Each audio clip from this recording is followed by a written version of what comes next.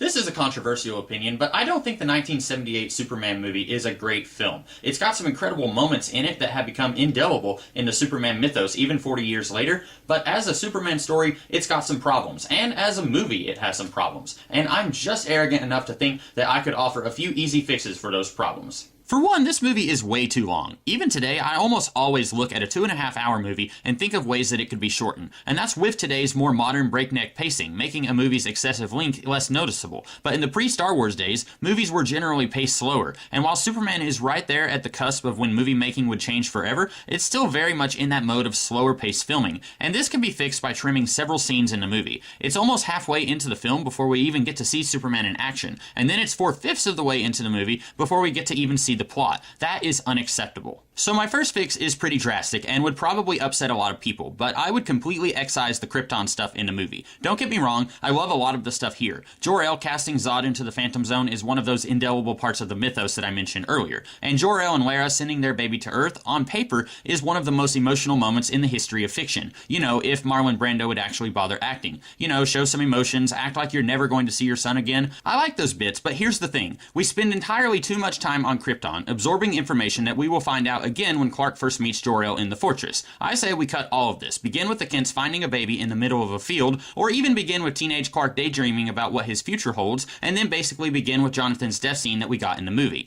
As for the General Zod stuff, Richard Donner and the Salkinds were already certain that they were getting a sequel, which is why Donner filmed some scenes from Superman 2 concurrently with this movie. So just save all of your General Zod stuff for the sequel. You can begin that movie on Krypton with Jor-El casting Zod and his allies into the Phantom Zone, and then cut forward to the present day when they escape. While I think the Phantom Zone exile scene is pretty cool, it ultimately offers nothing to this movie and only becomes relevant in Superman 2, so it goes along with everything else on Krypton. The rest of the Smallville stuff is all pretty much fine. I'd cut the bit with young Lois on the train watching Clark run. It's a cute little self-referential bit, but it takes us away from Clark, who we should be watching enjoy this moment when he gets to cut loose. Plus, it doesn't add anything to the Clark-Lois dynamic, so it goes. Then there's Jonathan Kent dying, which I think should be tweaked just slightly. I do like that he dies in such a way where Clark was completely powerless to save him. And this is an important moment in Clark's life where he has to accept that he's not a god and he can't save everybody. But on the other hand, I really think Clark needs a moment pre-costume where he tries to save somebody, kind of like he did in the animated series. We need to see that Clark is a hero, and it isn't the costume that makes him a hero. Maybe do something like what All-Star Superman did, where Clark is doing something heroic, and then Jonathan has his heart attack simultaneously. You still get the all my power and I couldn't save him bit, but we also get to see that Clark is a hero at his core, and it's because of the Kents. And that brings us to the Jor-El bits in between Smallville and Metropolis, which I am definitely getting rid of. Jor-El does not need to be as much of a presence in Clark's life as he was in the movie that we got. I'm aware that I'm essentially cutting all of the Jor-El scenes, but that's only because they either slow the movie down in the case of the Krypton scenes at the beginning, or they're completely antithetical to Superman as a character. Superman is a great guy because of his Earth parents and their solid salt of the earth good personness. Clark does not need to become Superman because of 12 years of training with his creepy, emotionless ghost dad. At most, I will give you that Clark finds a recording of his parents telling him goodbye as the planet begins its final tremors and they put him in the rocket. You don't need any more than that. Just enough to tell Clark his birth name and the name of the planet that he came from. Immigrants in the early 20th century, when Jerry Siegel and Joe Shuster first created Superman, came to America with nothing but the clothes on their back and some knowledge of where they came from. That's all that Superman needs. So how do we transition from teenage Clark in Smallville to adult Clark in Metropolis? In 1978, we still didn't have the different versions of Superman in the comics where he was a world traveler before he settled in Metropolis, so I wouldn't expect this movie to incorporate that before it was a thing in the comics.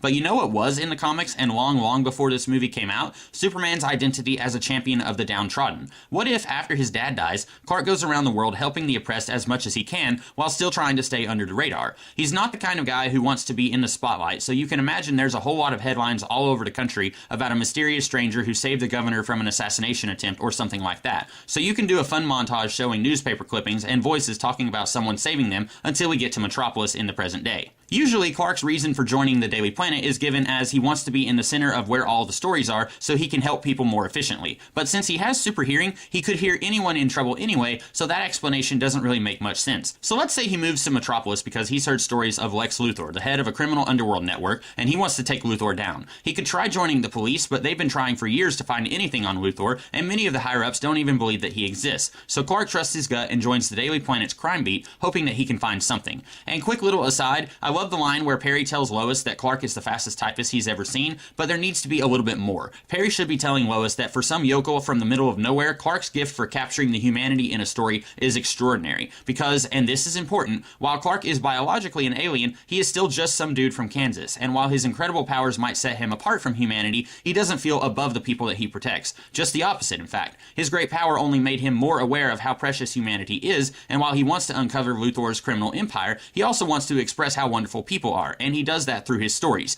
They're a great people, Kal-El. They only lack the light to show the way. That's a great line, but again, we don't have Jor-El in this movie, so it would probably be paraphrased and spoken by his mom instead of Jor-El. And speaking of Lex Luthor, he needs to be more menacing. It's not that Gene Hackman is a total goofball, but part of the problem is that every scene that he's in is shared with Ned Beatty's Otis. I actually think Ned Beatty is an extraordinary actor, which you can see in Network or Deliverance, but you would never know that watching this movie. It's not even his fault. His entire purpose in this movie is comic relief, which doesn't make sense because there's not a whole lot of drama in the Luthor scenes for him to be relieving us from. So while Ned Beatty is normally fantastic, I would take him out as well as Miss Tessmacher. Instead, we need something akin to Ernst Blofeld from the James Bond movies, a behind-the-scenes mastermind who we barely see in the movie, but is moving most of the pieces that we do see. And we know Gene Hackman is a great actor, so he could definitely pull this off if he wasn't doing the comedy bits that he's doing in the movie that we got. And we can say that Luthor is behind most of the crimes Superman stops in Metropolis, which would take up most of the second act. This offers more cohesion in the movie, which is considerably lacking since each act in this movie feels like they come from a different film.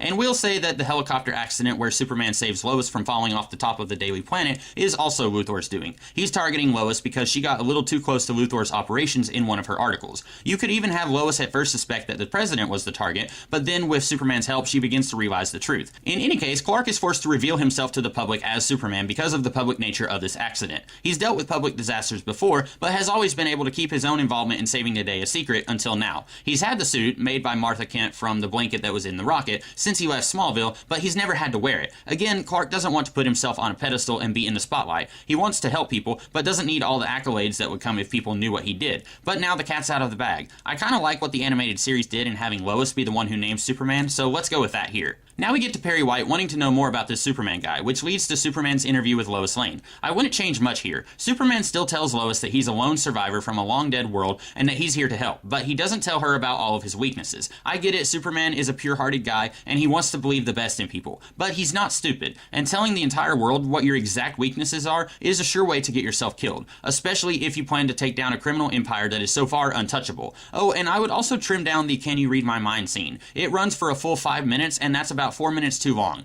You can show the awe and wonder that Lois experiences when Superman takes her over the city without overdoing it. I won't say this often, but look at what Superman Returns did. We get a similar scene there where Superman takes Lois over the city, and it doesn't run for 2.5 days. So I've already mentioned how Luthor should be a more menacing behind-the-scenes figure in this movie. We'll still see him, but only in the climax of the movie. That means we'll also be getting rid of both scenes where Otis programs the missiles. Not only do the two missile scenes essentially doing the same thing slow the movie down, but we don't need to see Luthor's plot before Superman finds out about it. The movie is already disjointed enough, and we want to spend as much of the movie as we can with Superman, so giving us scenes where we are privy to at least part of Luthor's scheme, even if not the entire plan, kind of deflates the drama in the climax. Sure, there's still drama, but imagine how much better it would be if we had no idea what Luthor is doing while Superman is uncovering pockets of his henchmen throughout the city, and then when Superman finally does find Luthor, he revealed that there are two missiles going in opposite directions, and he would like to see Superman try to stop both of them. And this is also where I would be doing some of my most heavy revisions, because the final half hour of this movie is really problematic. I'm not the first person to talk about the ending, but it is awful. In Richard Donner and Tom Mankiewicz's commentary on the movie, even they couldn't figure out what is going on when Superman is reversing time, and they're the ones who made the movie. Not only does Superman reversing time seem like a cheat because we have seen no evidence that he has this superpower in the previous 2 hours of the movie, but it's also narratively unsatisfying. If Superman can undo anything that happens, then why am I supposed to care when anything does happen?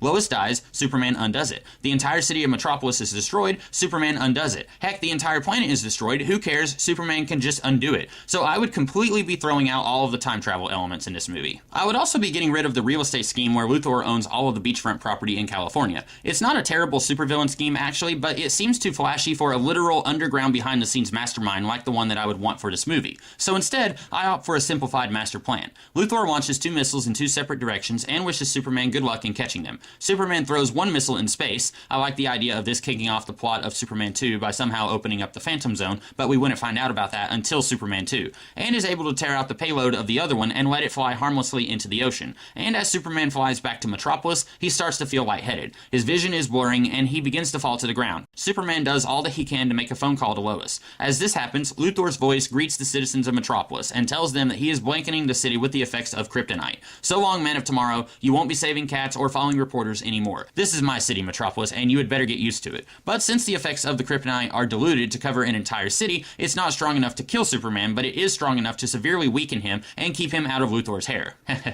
So the two missiles, they were just a distraction, and also Luthor wanted to gauge just how powerful Superman really was, and when he determined that Superman was powerful enough to back up his talk of taking down Luthor's empire, Luthor went with plan B of keeping Superman at arm's length. And you might be wondering how Luthor knows that Superman is weak to kryptonite. In Luthor's victory speech, he can mention that he took an educated guess that Superman, who already admitted that he was an alien, came to Earth at about the same time as a famous meteor shower roughly 33 years ago, and Luthor suspected the meteor element even came from the same planet as Superman. When Superman came to Luthor's lair, Luthor had some machine scan Superman while Luthor told him about the missiles, and the machine confirmed the kryptonite would indeed have an effect on Superman. No, this plot isn't completely holeless, but it works well enough, I think. So then we have Lois driving Superman out of the city, and wondering out loud where Clark Kent is during the story of the century. Once Lois is able to get Superman far enough out of the city that he can at least leap further away to safety, Superman flies into the upper atmosphere where he can absorb sunlight as fast as his body will absorb it. Here's where he gets flashbacks of his mom and dad telling him that he's like no other human being, but he will still mess up from time to time. And the best thing for him to do is to get up and keep going. So Superman uses his supervision to see that Luthor actually has one piece of kryptonite and was using some kind of science beam to cast its effects across the entire city. So all Superman has to do is destroy that machine, and then he will be safe in Metropolis again. He does this even as the kryptonite is slowly killing him in such close proximity, but he manages to knock it down a drain, a lot like how Miss Tessmacher did in the movie. Our movie ends with Lois Lane doing the story of how Superman defeated Luthor, who everyone now knows about thanks to Luthor's hubris. Lois asks Superman what his plans are now that he's dethroned Luthor, and Superman decides even with Luthor behind bars, there will probably be a power vacuum, so he will have to keep a close eye on Metropolis to keep her citizens safe, so he won't be leaving anytime soon. Superman smiles and flies away, and Lois takes out a pair of Clark's glasses that she got off his desk and looks up at Superman flying away, and she smiles just a tiny bit as her eyes narrow, as if confirming her suspicion. Cutting out the disaster movie aspect in the final act and making the stakes more personal for Superman is a much needed improvement, I think. Sure, when you have Lois dying while Superman saves other people, it mirrors the death of his father at the beginning of the movie, but we don't want Lois dead, and we don't want Deus Ex Machina world-spinning time travel either, so we'll stick with this version. Honestly, the structure of this movie is still pretty much the same, just with a few surface changes here and there, and a newly built third act to tie things up at the end. I still think the movie we got is pretty problematic, but I was surprised looking at the overall piece how much of it I didn't need to completely change from the ground up for this video. And that's my rewrite for Superman the movie. I hope that you guys like this as much as I did, and if you did, maybe I'll do something like this in the future. Who knows? In the meantime, hope you guys have a great rest of your day. Catch you later.